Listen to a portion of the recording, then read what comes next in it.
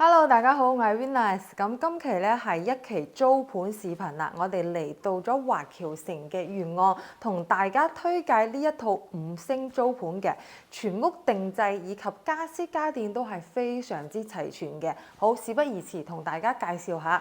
咁先從我哋嘅入戶開始啦。咁呢一邊咧係華僑城贈送嘅鞋櫃，咁業主呢一邊咧就將佢加長，咁加咗一個3開門嘅一個鞋櫃嘅。好啦，咁再嚟到我哋嘅餐廳同埋客廳，咁呢一邊咧佢餐廳係標配咗一張4人台，咁入到嚟我哋嘅廚房。咁廚房咧都係華僑城嘅一個精裝交標啦。咁呢邊咧係配備咗一個2級能源嘅電冰箱。好啦，咁嚟到呢一邊陽台，咁都係將大家嘅一個熱水器啦，都係已經安裝好嘅。咁我哋直接拎包入住就 OK 啦。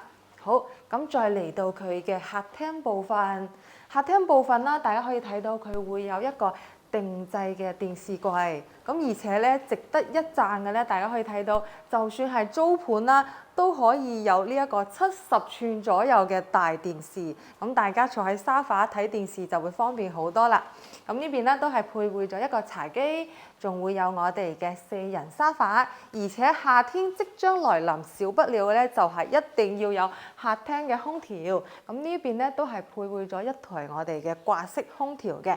好，咁再嚟到我哋嘅陽台，主陽台呢一邊咧係東南嘅一個朝向，咁大家可以睇到，雖然佢呢邊咧係屬於低樓層啦，但係東南向嘅一個視野，整體嘅舒適度都會比較高嘅，咁望出去啦都係會比較開揚，非常之舒適。下面啦都會有少少嘅一個綠化部分啦，比較養眼嘅。咁陽台呢邊咧，同大家配備咗一個，手拉嘅一個晾衣缸，咁大家就可以唔需要擔心晾衣服太高嘅一個問題啦。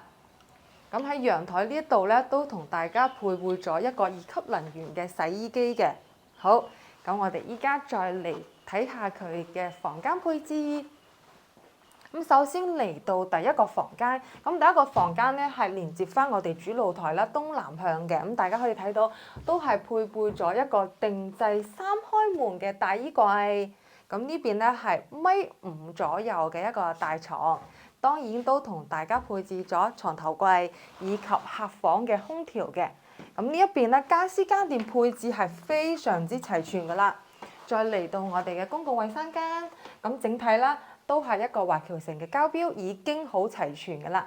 咁再嚟到第二個客房，咁第二個客房就會細翻少少啦，同樣標配咗一張1.5米左右嘅床，咁都會有我哋嘅空調，以及就算係細房都同大家配置咗一個雙開門嘅大衣櫃。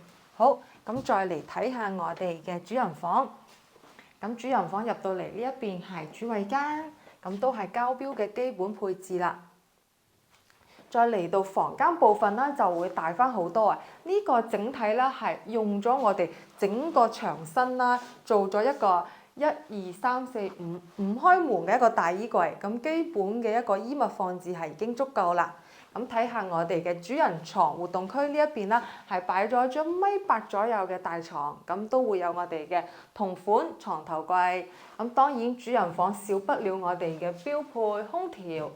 所以大家係可以睇到呢一套單位基本係整個家私家電配置非常之齊全㗎啦，我哋直接拎包入住就 OK 啦。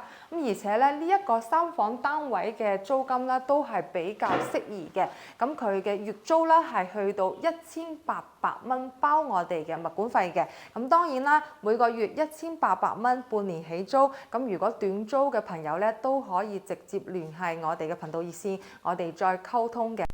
咁最後啦，都溫馨提示一下我哋肇慶呢一邊嘅租盤方式，非常之簡單嘅。咁基本上咧都係押2付1嘅。咁我哋押2個月嘅租金，然後支付第1個月嘅租金。咁退租之後咧，都會將呢一個押金退還俾你嘅。